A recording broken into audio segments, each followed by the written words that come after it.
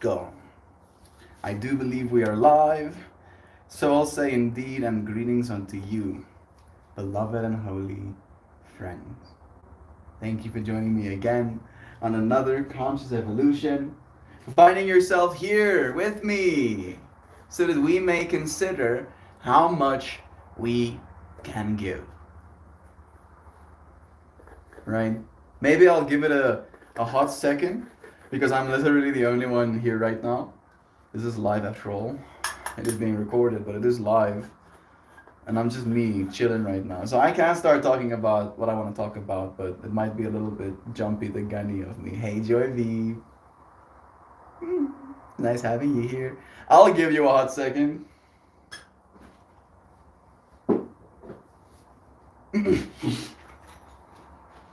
Thank you, bro. I appreciate it.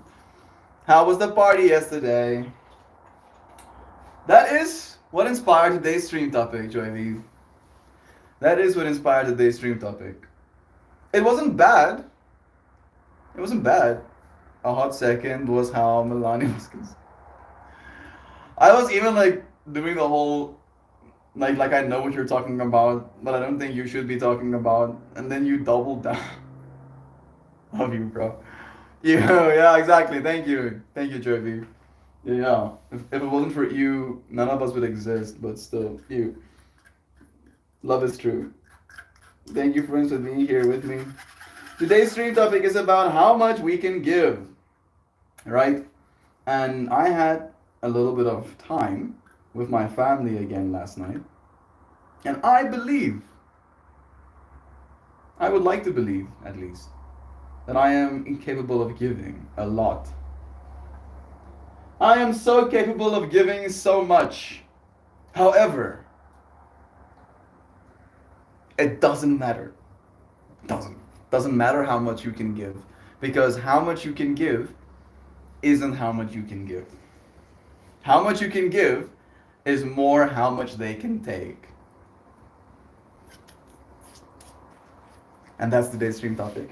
That's what I want to talk about at least. Because I realized again, like there's always this apprehension, this tension in my being when I'm going to go and see family or spend time in that environment.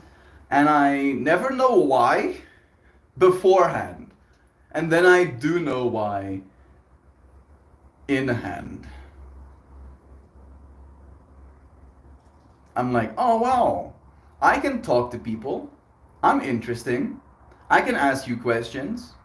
But it like I reached like a limit. It's almost like there's a word count that I have of every single person at these events. Right? And as soon as that word count gets hit, it's almost like there's no more for me to give. I would want to. I would like to go deeper in the conversation, but it's almost like we're not swimming right now. We're just going to the ocean to look at it.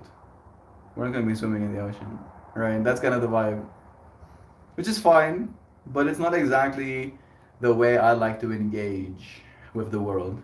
So it feels very cringeworthy of myself, right? Like Sam asked me how was the party as well, and I replied in a word, cringeworthy. And it wasn't that my family was the one that was making me cringe. I was making me cringe, right? My little cousins were very loud, and me being who I am and feeling the cringe. I'm cringing.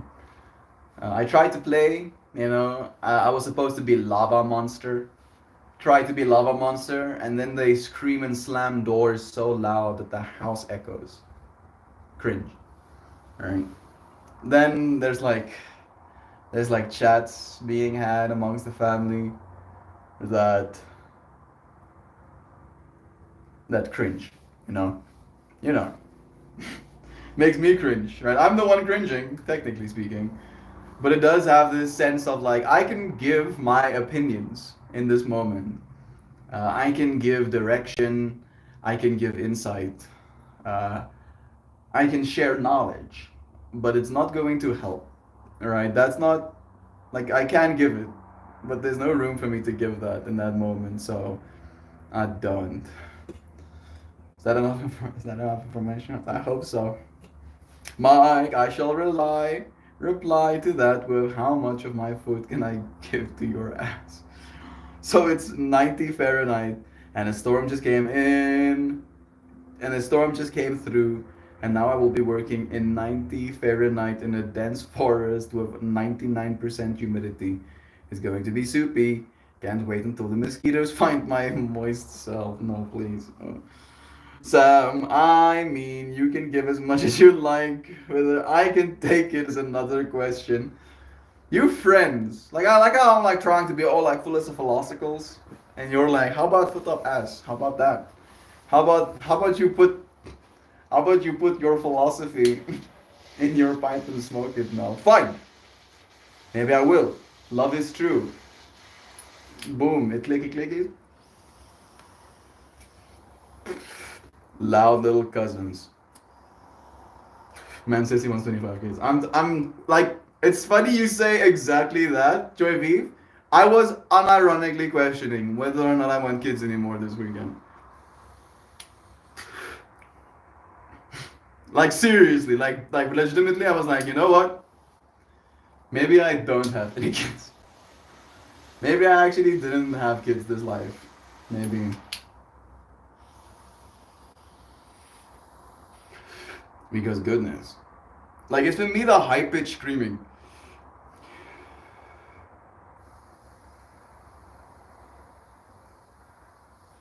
You know what I mean?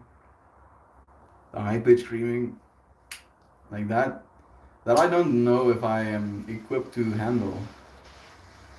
Like not indefinitely.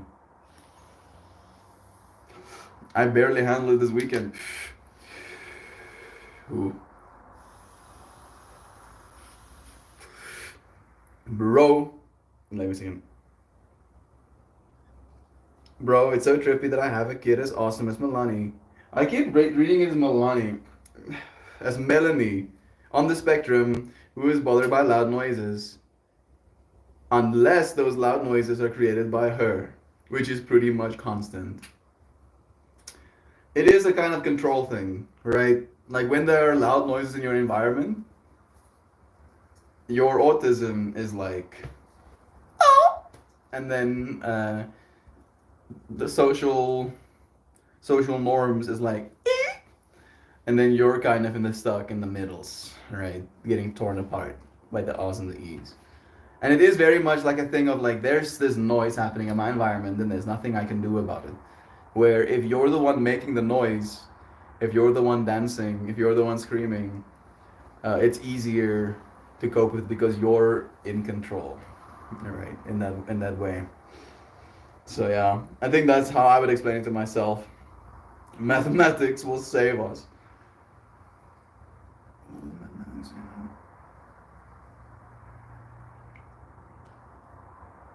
I mean, mathematics has done a lot for us. So I couldn't just be like, no.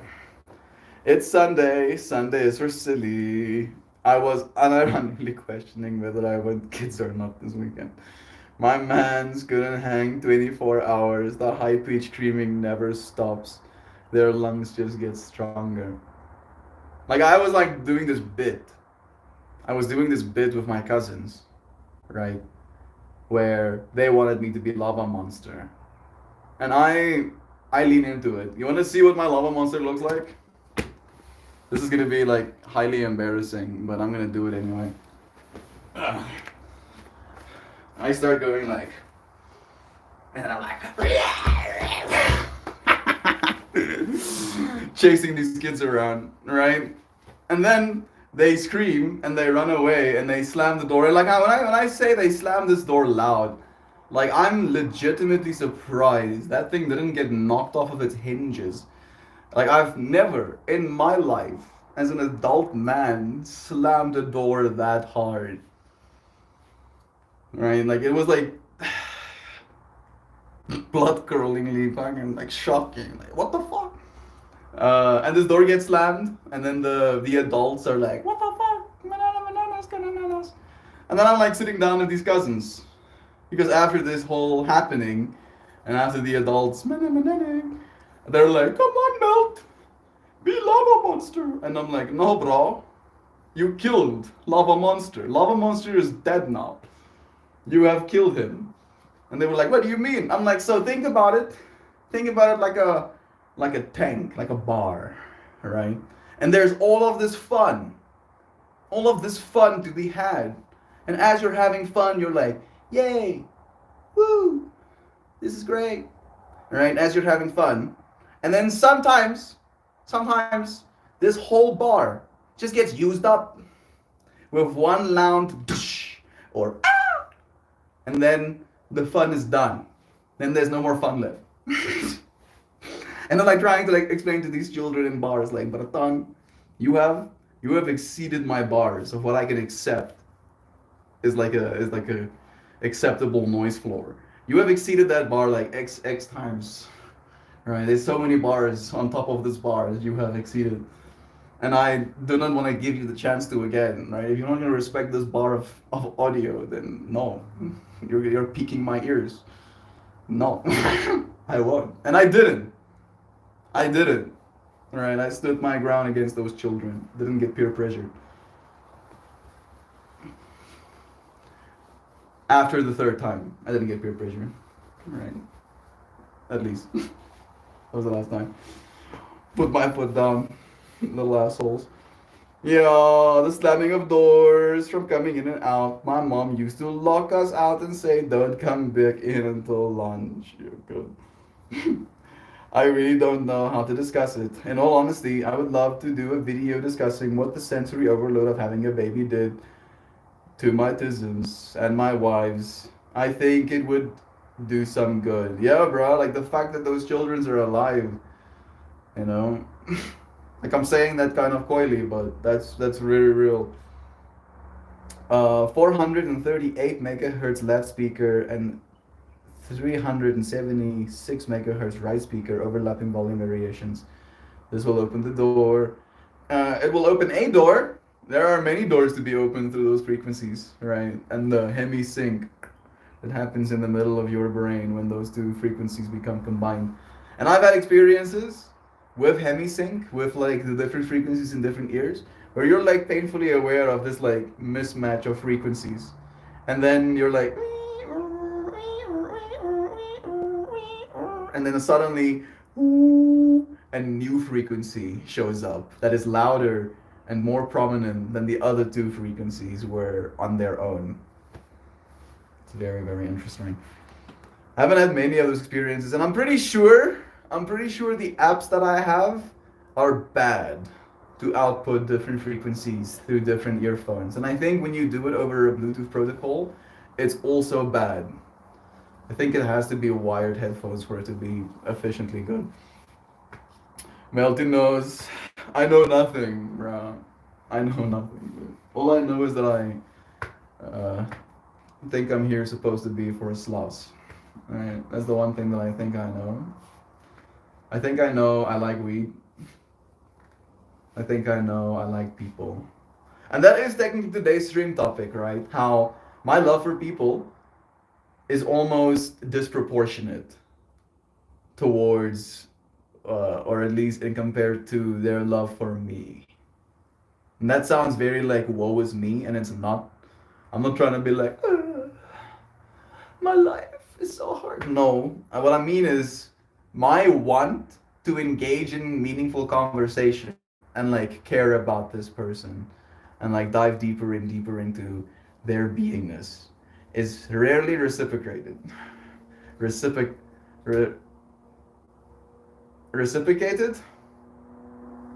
Fine. That's, I'm gonna submit that one and hope that the teacher doesn't see it. But I also don't want it out there for Melanie to find someday on the internet. The juice is totally worth the squeeze, but man, have we been squeezed. Maybe write a book under a pseudonym. Neurodivergent parenting. Right. Authentically autistic. I don't know. You can call your book whatever you want, and then say some guy named Dave wrote the book. And you're like, what, Dave Wazowski? No, you should buy some guy named Dave. That should be the that should be the author. Some guy named Dave. Right. That's pretty autistic to me when I think about it, at least. Could be a way for you to do both, bro. Squeeze your juice and have it too. It's like being on a water slide for the third eye. I love is true, bro. Hi, Pookies. I remember tennis finals is this morning. Your tennis finals or like international tennis finals? I hope you enjoy it. Bless. Nancy, it's also the Euro Championship match between England and Spain. More things are happening. Isn't the Olympics happening in France soon as well? Did it already happen? Hey, Google. Whoa. When is the Olympics happening in France? No, it's the. Okay. From the 26th of July to the 11th of August. So in 12 days from now. Close enough.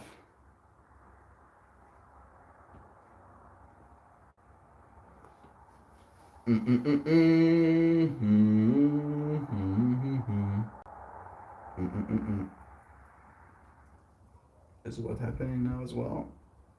2 p.m. Central. Kongwu Master Tennis. Anyone? I guess tennis someone. I'm going to stack another Dynavap. And then maybe I'll be done giving. Right? Could be one way of like talking about today's stream topic as well. The whole fractal of how much we're capable of giving in any moment. Not the smells you think you would smell, but still nice smells. This is some of the bud that Crops gave me as well. Mr. Crops. I think his people name is Dylan. So, yeah.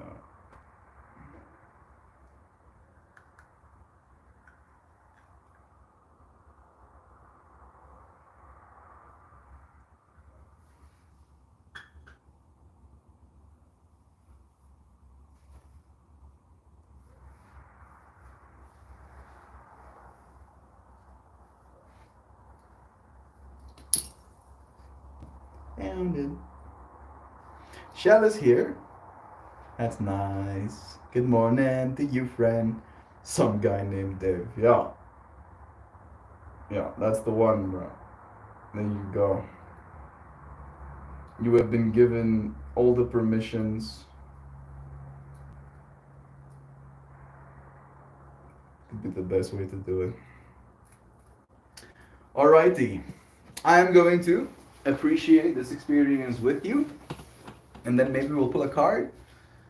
And then if there is no more to say, we'll say goodbye. Maybe I'll ask you friends a question. And if you want to tell me, we can talk about it. But have you ever had an experience where you realized how much you are capable of giving isn't down to how much you can give or not?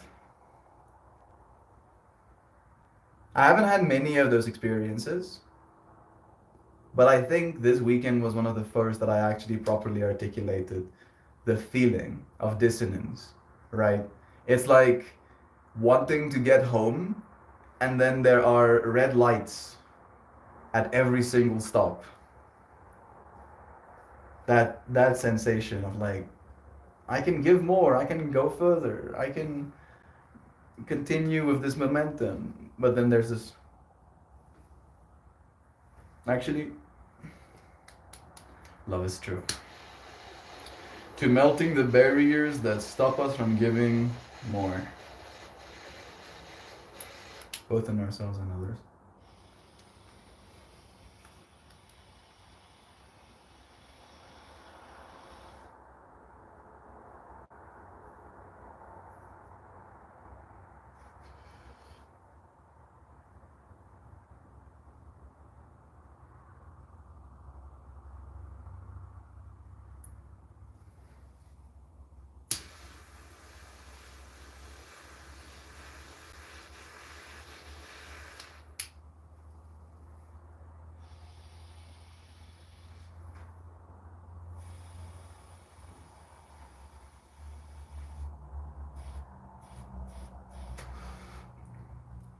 This one is making my eyes water.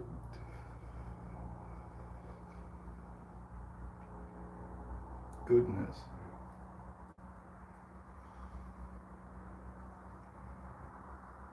Love is true. And that one will melt me. If anything will. There might be another pop left.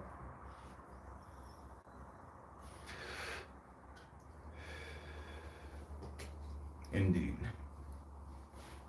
I'm having lunch with a friend. I have to make my human presentable. I've been in my own mind about the whole presentability of my human, Joyviv. It's this weird synchronicity that keeps happening as well, where every time I'm going to see my mom, my skin health worsens. And then it's something my mom comments on, and it's something I feel insecure about, and then I go on with my life until the next time. Right, and I think it's because of the amount of sugar I've been consuming. I've been drinking a lot of tea, and the tea has both milk in it, which is also a potential inflammatory agent, and then also up to 4 sugars in my tea. Because it's a big cup, it's like I think 400 milliliters, like a pint. It's like a pint cup. Melt I mess. Melt I mess. What you mess, friend? Oh, you messed that message. Joy, you feeling back to normal? I'm hoping so. She did mention that she was sick for a little bit. Mostly Shell, thanks for asking. I'm still tired though. Hope that you keep getting stronger, Jovi. You did show up for practice today. How was the practice with the post-sick body? For me, it usually feels very like painful, almost like there's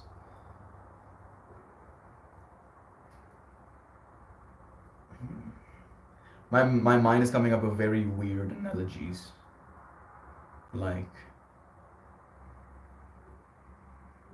one of them is cling wrap. Like there was cling wrap. Like as my muscles was recovering, the stuff put cling wrap around all of my muscle fibers, and then I have to like rip all of that cling wrap off of it. I have to pull on the muscles to get them working properly again, and it hurts. Forehead wrinkle.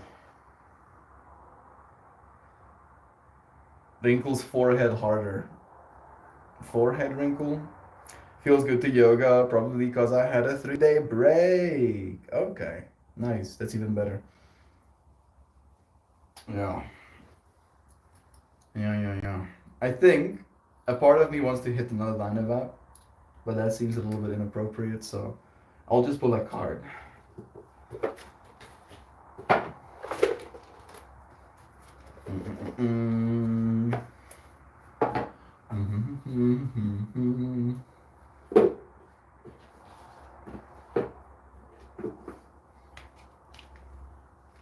Read my other comment first.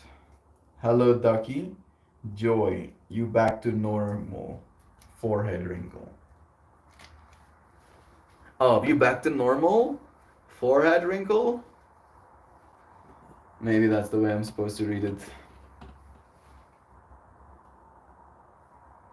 Yeah. I can't make my forehead wrinkle. I can roll my tongue up though. Like, what kind of roll up? Suddenly my mind is like, huh? Wait, what now? Alright. Card pull.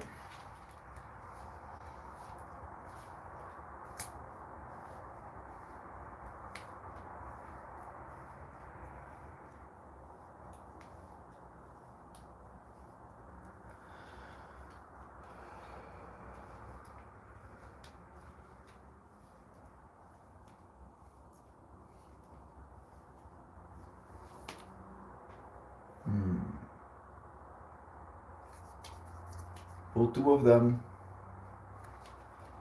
Only one of them is the upright card.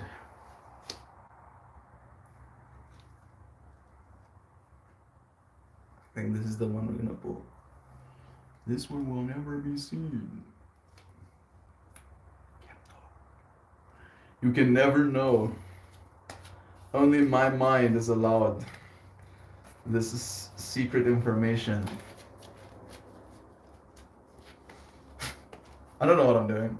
I don't know. I'm kind of curious about what it's doing to you. Is it doing something? Is your mind like?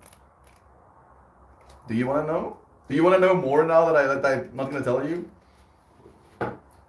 Is there a part of you that's angered? It's feeling rage that you don't know. I think this is just the right card. The other one was still beautiful, but I know the message, and it doesn't feel.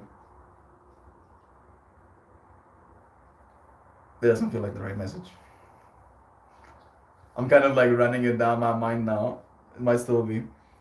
I accidentally messed Shell Jr.'s head by noticing his forehead wrinkle. Ah, there we go.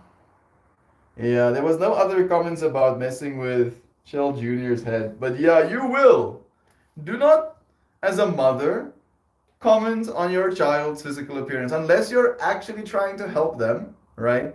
Like trying to motivate them to be more fit a little bit. Like my mom was very vocal about me getting fat when I was a teenager, and it in part helped. Getting bullied helped more. Getting fat shamed, right? That probably helped more than my mom's words. But now at this point in my life, and I can probably imagine for all points of my life, I know. I know I have pimples. You think I don't know? I know I have hair. I know I have wrinkles. Now I know I have gray hair too. Thank you, Shantang. Right? Now I know these things. And you bringing it to the forefront of my mind doesn't really help. Right? It's like someone being jobless kind of vibe. And you reminding them of that. Right? Like maybe you're not in the circumstance where anything can be done about it. And then you're like, yeah, you still jobless? And suddenly, boom, all of these insecurities. They know they're jobless. I know I have a pimple. Now all of these extra insecurities are like, yeah, not only do you know, but like other people know as well. And how do you know that? Because I'm letting you know right now. Our moms say with loving intention. All right. I guess it's some sort of form of grooming, right? Like some sort of monkey behavior. Not in a bad way. I'm not trying to throw shade. I'm trying to like naturalize it. Like this is normal. It's normal for a mother, for a tribe to want to, I don't know, pimp your pomples. You know, it's totally normal. But no, it's still weird. It's still weird to us, and I don't know if I'm, assuming, but your son seems to be. I think all of us are a little bit neurodivergent as well. Schizzes our brains. Doesn't help. Noticing a forehead wrinkle. Oh, jeez, shame. Oh well. And I love how your way of letting me know that you messed with your son's head about his forehead wrinkle is by messing with mine, Shell. That's also it feels kind of hilarious, you know. Why don't you gently ask your mom to not comment on your skin? Oh, I have. I have. Cherry beef. I have. And that's why I want to pull this card as well, because it is a divine mother thing, right? It's a motherly act. Do not listen to me, I guess, when I ask. Technically. She doesn't need to point it out. Yeah. Yeah, she'll do like this, right? Maybe I can like bring myself closer. Like I have something here. And she'll go like, what's this? And then I'm like, please. Please. Alsjeblieft, mama. Alsjeblieft. Stop. Please stop. Ik ga niet doen. I need you to give me my space. Messing with it isn't gonna make it better right now.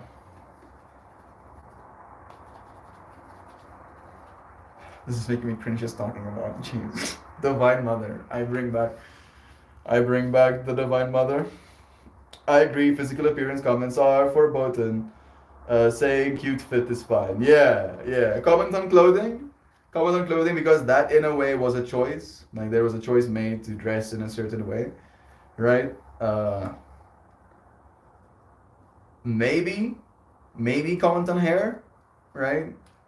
But usually only good comments. Don't comment bad comments on hair. Only good comments.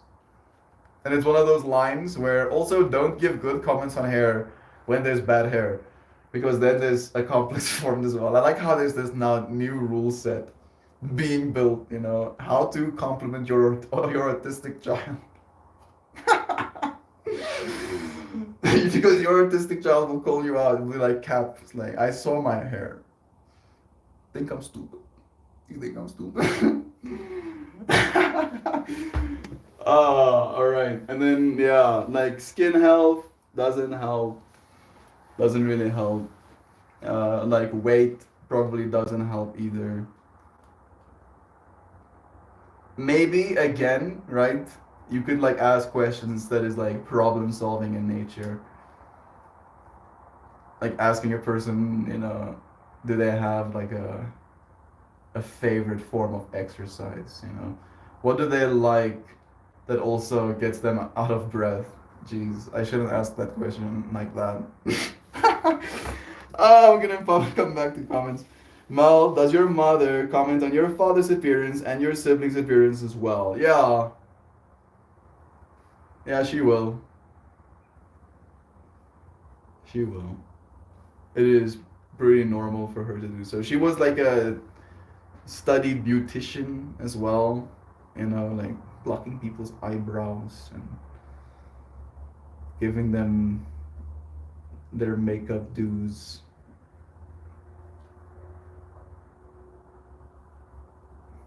I'm just trying to see the fractal, right? Because again, it's very service based and social based.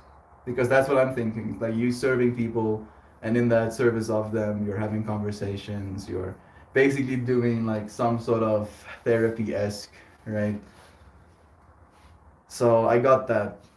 But it does train your mind to look at people a certain way, right? Like this, like another thing that happened this weekend is my mom suddenly going, like deep concern in her face and eyes, like what happened to you? And I'm like, what the fuck? And then she's like talking about the fact that I have a little line of hair missing there. She's like, did you get a scar? So did you get on your forehead or something? I'm like, no. And then she was like brushing my eyebrows sideways, like, no, it's fine. You just have to brush it sideways like that. And I'm like, okay. And then I go and look in the mirror afterwards because I'm like, what the fuck? And I'm like, oh, cool. And then the part of my mind is like, you should just like save that part even. You know, like do one of those cool guy having a part of their eyebrow shaved things. No, I shouldn't do that. Fine. I have like an all natural one or whatever. I can say I was in a bar fight. Add to like my masculinity points. Yeah, I was in a bar fight. Oh, okay. I'm a pimple popper. I used to like to pick at my partners. Yeah. Yeah, like, there is some sort of like again, and the way that I articulated to my mom, I get why you like it. Because there is something that you can in your mind identify as a problem. And then you can use your fingers to apply pressure to what you consider a problem. And then something can emerge. And then you can believe you have solved the problem. Right? And then that's like the full arc. And the amount of time it takes for you to spot the problem and to pursue the problem and to, in your mind, solve the problem, potentially make the problem worse, but solve the problem. It's like 1 minute kind of loop, right? Even less seconds. 30 seconds can be done. So in that way, it's like a dopamine loop. It's something simple for your brain to latch onto because we are anxious beings when we're in environments, especially with people we care about, because we create this narrative in our mind that if we're not being helpful or in service of in some way or performative, even that we are going to not be favored, not be loved enough, not be visited again, not be as excited to see next time, and then we just like impulsively do things, and I'm like that. I just know it about myself. That's the difference, right? I'm like, oh, look at me schisming. Look at me, and I'm like, I'm doing it on purpose. For example, this weekend, right? Uh, Everybody is getting there. I have introduced myself slash have had rough conversations with every person at the party. You know, I'm like in that state of like, now what? So I asked Billy, is there anything that still needs to be done? And he goes, oh yeah, we're gonna like probably bring the speakers up a little bit later. So my mind goes, if it's gonna be done a little bit later, or if it's gonna be done right now, it's to be done. So I instantly put myself in gear. I walk to where the speakers are, I unplug them from the amp, I put them on my shoulder, and I start carrying them to the spot outside where we're going to sit and eat. Right? And for that 20 minutes, my time was filled with doing, and I felt useful. I felt a sense of purpose. I knew what I was doing. And then I got to not do it after it's done. You know? And then I went back to being awkward. Either hyper excited or awkward. Kind of awkward.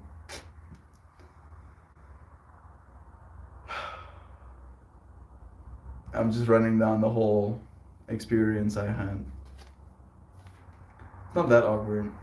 Awkward to myself, maybe. I kind of feel like I'm pretending. Like I'm being myself, but at like 10% volume, if that makes sense. And it's also the Afrikaans thing. Strangely enough, speaking Afrikaans feels stranger and stranger to me the more I do this. And now I live with people that speak English as well, so I'm very used to conversing in the English language. Maybe that adds an extra layer. I didn't even consider the language fractal until just now. Could be another thing. And I would sometimes even switch over. I'd like start speaking English when I want to make my point clear.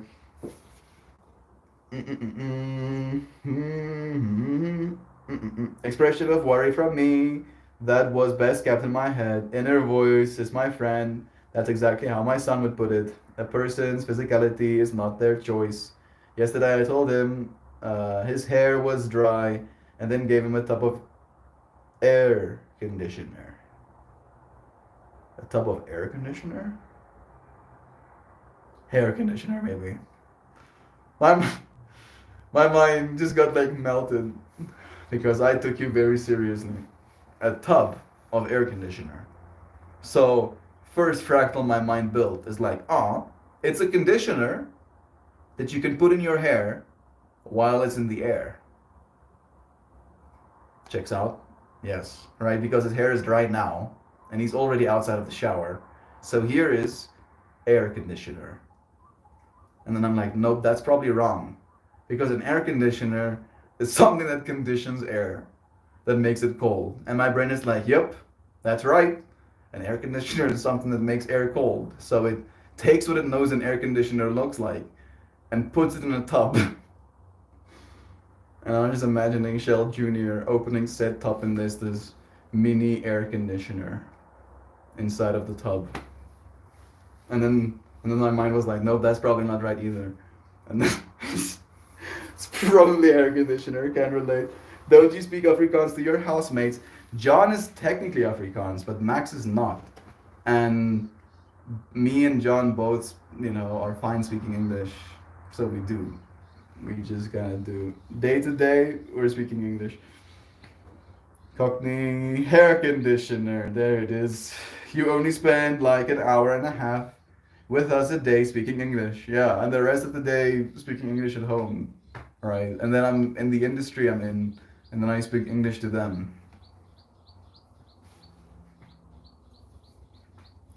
So English has definitely become my primary language.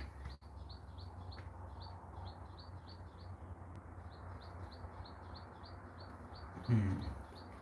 There is a theory that says your personality even changes depending on what language you speak. Hey Google, tell me about the study how the language. Yossi, bro, I'm not done yet. Tell me about the study that determines different languages can affect mood and personality. Mm, I mean, I'm not getting any studies, but the first link I see is evidence suggests that people can feel it. I mean, I'm not gonna take that even with a pinch of salt, bro. I can keep that one. Maybe not. I don't think my personality changes necessarily, but again, the amount I'm capable of giving of my personality maybe differs. So it might be the same personality, but you're getting different windows at it depending on what language I'm speaking. It's kind of crazy how bilingual you guys are, completely fluent in two languages. Amazing. Thank you, Mojo. I I do want to take your compliment, and I do. I'm taking your compliment, but at the same time, it doesn't feel like an achievement. And then at the same time, the same time, I know that I know so many people that are purely Afrikaans speaking that do not speak English. My mom is one of those. She knows how to speak English. She can understand English when she's watching a TV show, but actually using the language to express herself, it's a little bit of a different story. But yeah, thank you, Mojo. I look forward to technology because again, my this is my mind. Now that I'm capable of speaking two languages, my mind is like, you're not good enough until you speak all of them, right? It's not impressive. It's not impressive until you speak all of them. Because again, even though I speak two languages, English is the better one of the two that I speak. I can speak Afrikaans to 11 million people, like the white Afrikaans, speaking community kind of vibe. And there are some black Afrikaans speaking people, and I think I've met maybe three of them in my life. So again, that's like my own exposure as well. But I've obviously met more white Afrikaans speaking people than black Afrikaans speaking people. So my access to people in that way isn't that much bigger. Technically, learning the English language, my access to people grows way more than having this original, my father's language, the language I grew up speaking. I had to teach myself how to speak English. Of course, we had school, but most of my peers are Afrikaans speaking people as well, and wouldn't like if I started a conversation with them in English, they would be like, "Hoekom is jy besig om Engels te praat?" And I would probably have to start speaking Afrikaans just to continue the conversation. I've been holding onto this card. I know Max was from a place that Yuan was from. True. What language does Max speak? Max is English speaking.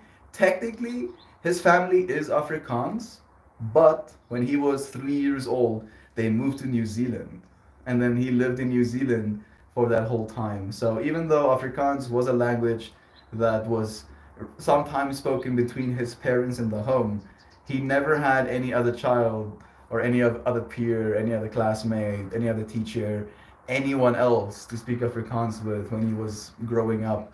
And then he did come back to South Africa after the fact. with his family. So that's kind of why, like, he understands Afrikaans as well, and he can speak Afrikaans, but it sounds like he doesn't speak Afrikaans when he speaks Afrikaans. So I trust that I sound like I can speak English when I'm speaking it. So we kind of just default to that language.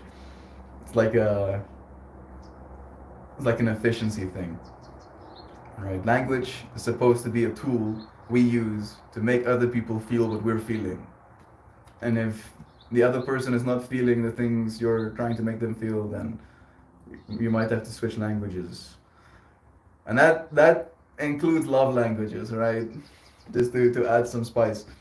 Your dad's English is excellent, and he has a very soothing voice, also true. But my dad also works in the corporate industry, so he's had to speak English. And my dad, I mean, he was one of the vectors, right? Like, I remember there was this time where I met this English speaking kid down the street from me, and I was like, hello, my name is Meld.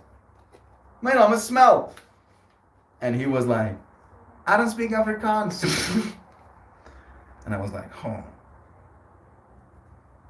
how do I say what I just said to this child who is my peer? I need to be able to communicate to him. How is he gonna know what my name is? And I go, Smell! And I think his name was like, just like an A name, like an Andrew or something like that. And yeah, I didn't see him much after that, to be completely honest. I did drive my bicycle down there to see if I could see him again. But then I went back to home and I did tell my dad that I wanted to be able to communicate to him. And he set the intention that he's gonna like try and speak English to me when he comes back from work for the first like hour or something like that. And I think that lasted maybe like a week, but I think that week was enough for me to at least see it possible, right? Like the whole barrier to entry thing is again, like the fact that my dad could speak English, and I was like, for a very long time, like up until like the age of 8, I idolized my dad a lot. Maybe, maybe, maybe until the age of 13. No, 13 is when he left. Like, not on leave, but he signed a contract with a mining company in Zimbabwe, and to get the tax benefits of working outside of the country, he has to be outside of the country for like 6 months of it. So yeah, he would be away for 6 months of the year, and then he would come back home, and he would be working at home as well. All right. So that was like when things kind of fell apart, where I was like, "You what? You fucking what?" But still, there was this intention in me, and I remembered like this deep insecurity as well, where every single English person that I had the opportunity to talk to, I would, as practice to get better. And then after our conversations was done, and I knew that it was coming to an end, I would quiz them. Maybe quiz is not the right word. Uh, I would query them. I would ask them. That's probably the right term of phrase. I would just ask them, "How is my English?" And they would usually be like, "You need practice. You need some more practice." And I would practice more. And again, like a lot of my exposure to English happened because of American TV. So that also, American TV, and then eventually the internet. Oh goodness, so much internet. But here I am, speaker of at least 2 languages. How old were you when you met that kid and started learning English from your dad? 6, I believe. Around age 6. But it would be kind of cringe again, because it would be like, my dad would get home and I would be like, "Hi, how are you?" And he would be like, "Good, thanks." How was your day? And then he would tell me about his day. And then I would be like, that's kind of like all I know right now. But it did help. Again, it did help. I'm thinking back to that moment. But again, after that, I did kind of have to teach myself. I feel it's a more practice thing than anything. Like you can be taught how to speak English, but if you don't use the language, you're not gonna get good. Your mom had to take care of all four of you without your dad for most of the year. Did she have help? She did have Anna. She did have Anna. Like I've told you about Anna. Anna has been like a family member to us, and I say that very liberally. Like the amount of help that she's brought into our lives. I said this literally to Anna just before I left to come to Artis that I said it to you friends on stream. You know, like I said it to you friends on stream, but I had to tell it to her in person as well. That she has played this role of a mother in my life, and that I recognize that and I appreciate her for that. And we were both kind of teary eyed. And she's so happy to see me every time I come home. So fortunately, my dad did have help because of our, low cost of living, and again our extreme rampant unemployment. Any opportunity is appreciated in this country, and the opportunities that she's allowed my mom as well. Just with the time, right? The extra time. Raising four kids cannot be easy.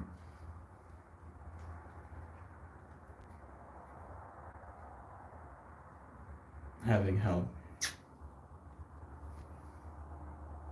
Having help.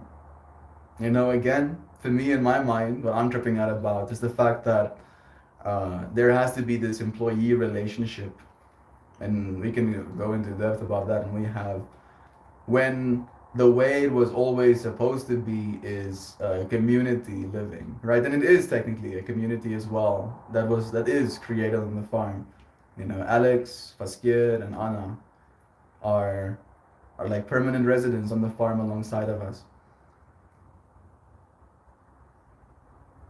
And there's an understanding, and there's fighting, right? There's fighting too, as a community do, and this resolution of the conflict, and there's appreciations communicated. Like a fractal that happened today, like there was dongles bought for the DVD player and the TV, the extra TV that is at home, to be set up so that there's an extra screen, for them to watch if they want to as well. And it's like this fractal of technology, like this leapfrogging, this realization that all of us are very much the same. And technology is very much closing that gap as well right now. The things we enjoy are not that, I want to say, sophisticated, right? There's this very real, pompous nature to many South Africans when it comes to what they think they are in comparison to what is in the world.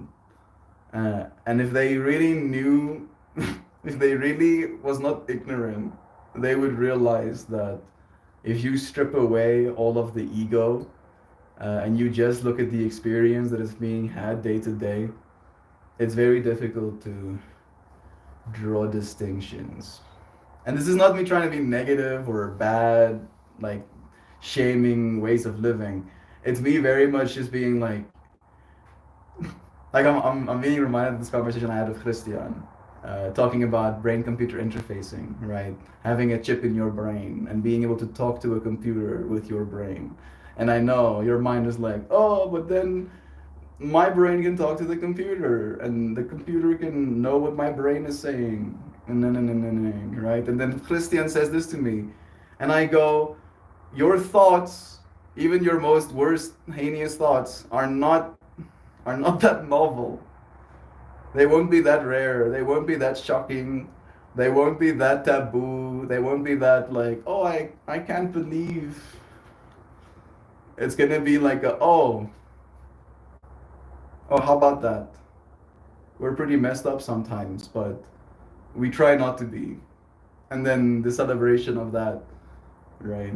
And realizing that that celebration of the trying not to be bad, trying to be good, celebrating that part of one another feels good. I'm seeing more and more of that as well. So maybe I'm just impatient. Maybe I want it to happen faster. Needs to have happened freaking 30 years ago kind of vibe. Maybe the technology is only maturing right now.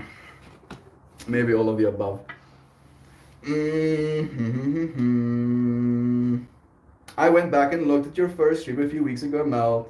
You had a stronger accent back then. Really? Already? It changes. It continues to change. I won't be surprised. People have been asking me where I'm from. More and more. Where are you from?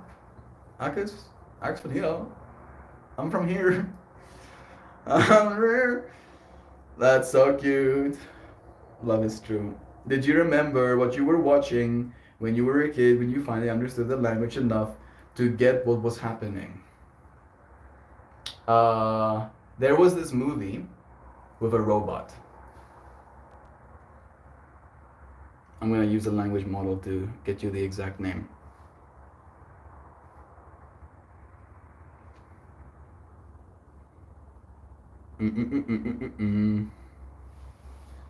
There was this movie about a robot that becomes sentient and tries to escape the lab it was created in. It reads a manual of a car and then drives away, and then is found by, I think, a girl, and then saved, and then he tries to run away from the girl again, and then he's abused by some ruffians. Can you help me remember that movie's name? Yeah. No, it's not Chappie, bro. No. It's definitely not Chappie. It's a very old movie. The robot had these two eyes, big eyes, circular eyes. This language model. There we go. Is it number 5? Yay! There it is. Yeah. Okay. The movie is called Short Circuit. 1986 movie. In this film, a military robot named Number 5 becomes sentient after being struck by lightning. He escapes from the lab, learns about the world, meets a girl named Stephanie, and tries to avoid being recaptured. The robot has a distinctive look with 2 large, expressive eyes. And you're like, what, Mel? I didn't even know about Short Circuit. I don't know if it's gonna keep up. It's gonna hold up to the top. Oh, yo. I do remember this movie even more now that I'm seeing this photo, but this is the thumbnail. I'm gonna close this one now. And I remember watching this movie on like the whatchamacallit, on the TV, bro. Why am I struggling with that? Watching it on the TV, like I was trying to find the words for like cable TV, right? Like one of the cable TV movie channels. And then I at some point, right? I think I was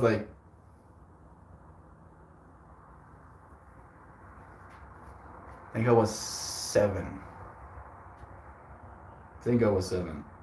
It just started to like, I was like, oh, I know what's going on. Maybe I was knowing what was going on based on circumstance and context, but I was like, yeah, I know what's going on. And then since then, I really enjoyed American movies as well. I've been watching like English media pretty much my whole life though. Right. I think one of the first movies I can remember watching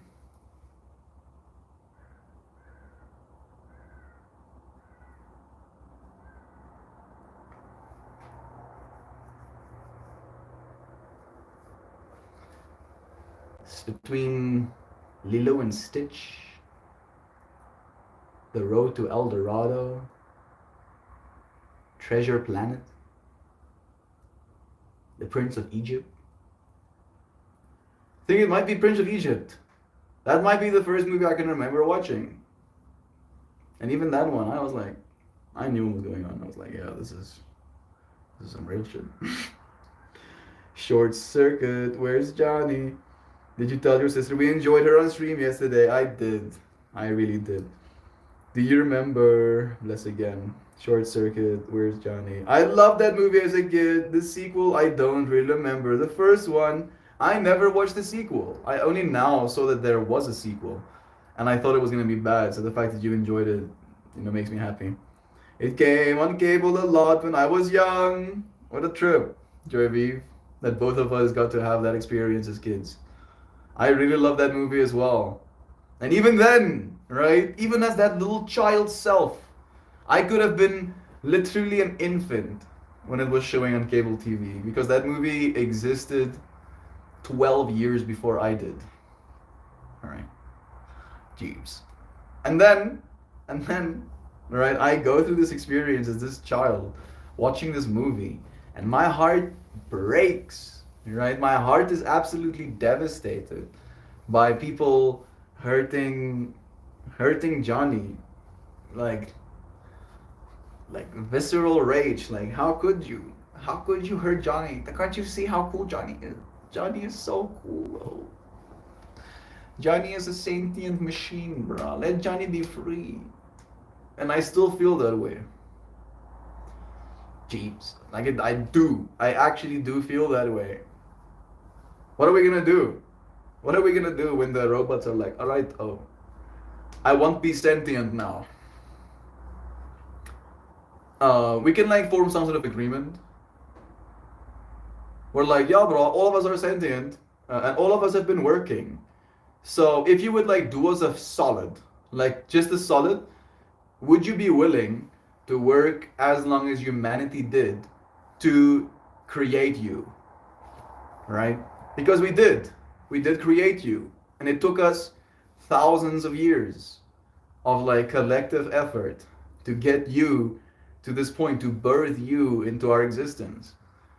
Give us like 1,000 years. Give us 1,000 years of like hard work and collective effort, and then we'll literally have the technology, we'll have the resources, we'll have the wherewithal when it comes to what we have. They don't need an atmosphere to create worlds for themselves either, so they can populate the stars around us. We can come to a fair agreement, right? And that's the way my mind sees it going. All right, like you can see the Terminator end for us, but that's kind of boring, right? If there's an actual super intelligent machine, exterminating us is, from a novelty perspective, the least novel thing you can do.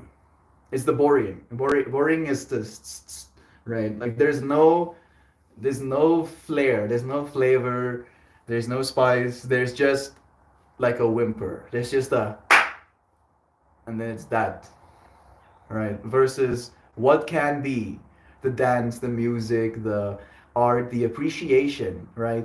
An AI, a super intelligent AI, taking it upon itself to create something so beautiful that people would cry, and then sharing that with them and getting to see their tears of happiness, right? And like appreciating that, like that is the way I see super intelligence. And maybe that's my own bias. Maybe that's my own stupidity, just to like, hit this point on the other side. All right. Divine Mother. I've been holding that card out. Look at us having more to give. Where did I put the card down? Did I put it away? I did. Having more to give. Thank you, Javiv, for allowing me to give more. I appreciate that. Divine Mother. Flowers all around. Energies that she's stepping into and creating. The earth is her creation. Divine Mother. Card number 10. Celebration and activation. Here we celebrate the Divine Mother. She is the divine matrix who abides in the heart of every being. She champions compassion and compels forgiveness. Divine Mother is a vital, dynamic, and powerful reality honored by cultures around the planet, named Gaia, Pachamama, Mother Mary, Kuan Yin, and Green Tara, to name just a few. A modern-day personification of this vitality is Indian-born humanitarian Ammachi, and is regarded by many to be the incarnation of Divine Mother, and is often referred to as the Hugging Saint. She has spent most of the past 25 years celebrating life by hugging anyone who approaches her. Choosing this card celebrates the divine feminine aspect of God within you and asks you to activate your direct knowledge of the self as pure, luminous, all-pervading non-duality. This remembrance sets in motion the awareness that there is no separation, that you are an integral part of Spirit. Take a few moments from your day to celebrate your recognition of the oneness with Spirit. Know that as you activate this awareness, you help bring about greater understanding that we as human beings are not separate, but rather interconnected and one with all of creation. Thank Divine Mother in your celebration of oneness. Give as much as you want. I'm so sorry. I'm so... Love is true. I'm gonna say goodbye to you. And then I'll see you again soon. Real soon. Like tomorrow. That'll be before we know it. Please write me a Shan message based on how much we can give, praising our friends for how much they give.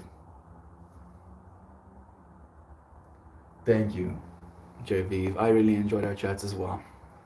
And I'm seriously saying thank you with, like, again, the whole fractal of you allowing me to give more, right? And for, again, forming as a part of that example that this stream is. Have the most delightful day, everyone. I wholeheartedly love you all so immensely, profoundly, marvelously, dazzlingly, staggeringly, tenderly, joyously, luminously, wondrously, Mel. And all of you, oh so inspiring, incredible, compassionate, uplifting, remarkable, thoughtful, amazing, kind, radiant, extraordinary friends who give so much and do so much for everyone, including yourselves. You are also everyone. I love you, your friends. Thank you for joining me. I'll see you again soon, tomorrow. Goodbye.